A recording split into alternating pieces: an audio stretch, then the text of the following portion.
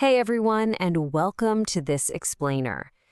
For most of our history, we've kind of just thought of warehouses as passive spaces, right? Just these big, quiet boxes where things sit around on dusty shelves waiting to be needed. But today, we're absolutely going to shatter that illusion. We're going to see how these structures have completely evolved into hyperactive, highly complex choreography engines that literally dictate the pace of our modern lives. Think about it. It all starts with a micro action. You open up an app on your phone, you search for a charger, or maybe a new pair of socks. You tap buy, and boom, tomorrow a cardboard box is sitting on your doorstep. We are so used to this that we just take it completely for granted. But what actually happens in the hours between that click and that delivery? To make that simple moment possible, this colossal hidden machinery has to instantly spring into action. And to really grasp the sheer magnitude of that machinery, we've got to look at the numbers. Okay, let's dive into this. 3.6 million. That is the square footage of just one single Amazon fulfillment center, known as MQY1 in Tennessee. To put that into perspective for you, that's a building roughly the size of a whole neighborhood, spread across 5 floors and packed with over 12 miles of conveyor belts. But size, that's really only half the story here. The scale of the global supply chain has just exploded, not merely in how much physical space it takes up, but in how unbelievably fast it operates. And this shift leads us to a pretty profound realization. Modern consumer demands, coupled with the massive explosion of e-commerce, have totally transformed these buildings. They are no longer just storage facilities. They almost feel less like warehouses and way more like machines. With millions of unique products and these insanely short delivery windows, these giant buildings essentially function as massive order, disassembly, and reassembly engines, and they are processing unprecedented volumes of goods at relentless speeds. So, how do they actually pull this off? Let's get into part 1, Anatomy of the Machine. We're pulling back the curtain here to see how your order actually comes to life. Every single product flows through these 6 chronological steps. First up, receiving, where duds arrive and get scanned into the system. Then we move into stowing and storage, where items are placed, and here's a fun fact, they're often spread dynamically across various random bins rather than clumped together just to optimize space and picking speed. Then, the moment you place your order, we hit picking, where human workers and robots team up to retrieve your specific items.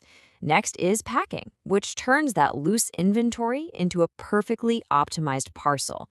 And finally, shipping, sorting that specific box to the exact right outbound truck. But here is the real secret of the whole operation. Shelves and forklifts don't actually run this process. Warehouse management software does. The software is the true nervous system here, dictating every single movement, routing the robots, and perfectly sequencing every task. Now, if you think every massive warehouse operates exactly like that 6-step e-commerce model, you'd actually be mistaken. Let's look at part 2, the species of warehouses. Treating all mega warehouses as one single category completely misses the reality of how global logistics actually works. Different industries need entirely different solutions. And this brilliantly illustrates the point. Amazon and Walmart represent 2 completely different logistical worldviews. Amazon's entire network is built around the individual order. It's about picking a single toothbrush or a single book using incredibly complex robotics systems and shipping it directly to a single home address. Walmart, on the flip side, built its historic dominance around store replenishment at scale. Their warehouses are purposely designed to move massive, heavy pallets of cereal, detergent, and electronics to keep a vast network of massive physical stores fully stocked. And the complexity doesn't stop there. Take Target. Target has to operate this highly complex hybrid model. Their warehouses have to somehow balance that massive store replenishment while simultaneously processing single item e commerce orders and curbside pickups.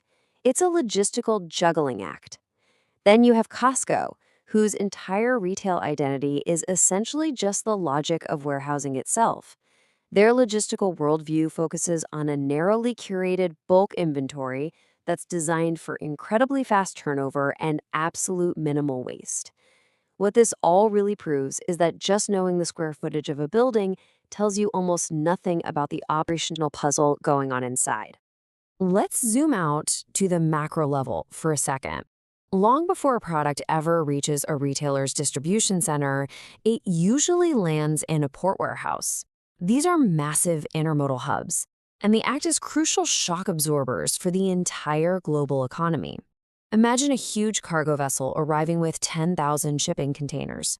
Obviously, not everything can immediately go inland, right?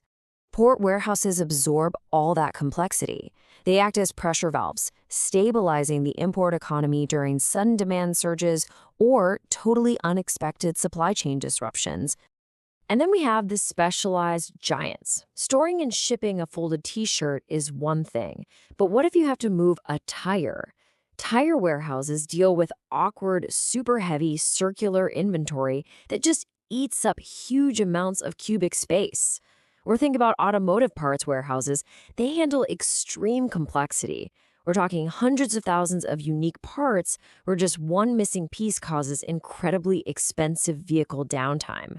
Grocery and cold chain facilities, they're fighting a literal constant battle against time, managing strict temperature zones so food doesn't spoil.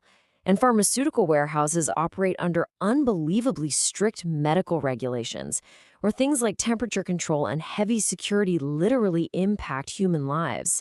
It's a fundamentally different operational universe out there. But look, creating this level of absolute magical global convenience does not happen in a vacuum. Let's move to part 3, the hidden costs. The financial tension at the absolute heart of logistics actually comes down to this one simple definition. Inventory is simply money taking physical form. Every single item sitting on a shelf is capital trapped in a box until it finally sells. So companies face this constant, highly stressful gamble. Hold too little stock and you lose sales to your competitors, but hold too much stock and you drown in carrying costs, storage fees, and the risk that the product becomes totally obsolete before anyone buys it. Mega warehouses are literally the physical manifestation of this multi-million-dollar daily bet. And holding all that inventory carries a massive physical footprint. These facilities require vast amounts of land, often paving over huge ex-urban and rural zones. They generate significant transport emissions because of the endless, constant inbound and outbound heavy truck traffic. Plus, the energy demand to power miles and miles of automation, robotics, and climate control, it's staggering. And then, of course, there's the packaging waste, the truly industrial-scale use of cardboard, tape, and plastic void fill. Now, many operators are actively trying to offset this by implementing solar panels, electric fleets, and green technologies. But the underlying reality remains pretty neutral. The convenience economy is undeniably physical, and it requires immense real-world resources. So the crucial point is, what happens when that convenience goes backwards? Let's talk about reverse logistics. This is the incredibly expensive, incredibly messy process of managing returns. Think about it. Forward logistics is clean and perfectly planned. Reverse logistics is pure chaos. Products arrive opened, maybe damaged, or suddenly out of season. Every single return requires a human to inspect it, repack it, and make a routing decision. In e-commerce, warehouses don't just ship products out. They're literally forced to absorb human regret at a massive industrial-scale financial cost. With all these mounting challenges and physical constraints, where exactly are we heading? Let's look at part 4, the warehouse of 2035. So here are the 5 core predictions for what the next decade of logistics is going to look like. First, we're going to see much deeper human-robot collaboration rather than completely human-free lights-out automation. The real world is honestly just too messy for total automation.